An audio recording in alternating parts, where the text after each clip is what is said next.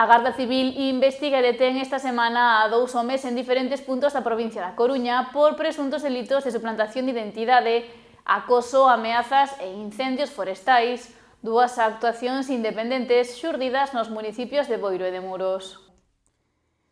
A Garda Civil do posto de Muros investiga un vencillo de Gondomar como presunto autor de 3 delitos, un de suplantación de identidade, outro de acoso e un terceiro de ameazas. Segundo informou o corpo, os feitos comenzaron despois de que a vítima denunciase ser obxecto de hostigamento e ameazas a través de medios telemáticos.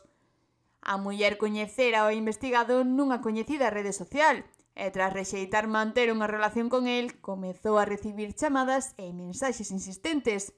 O home, lonxe de desistir, chegou a realizar múltiples pedidos de comida a nome da vítima, tanto en locais de Galicia como doutras comunidades, utilizando un número oculto. Os pedidos nunca foron recollidos nin abonados.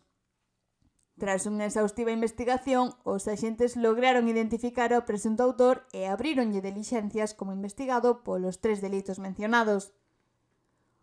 Tamén a Garda Civil de Noia detivo a un veciño de Boiro como presunto autor de 2 delitos de incendio forestal.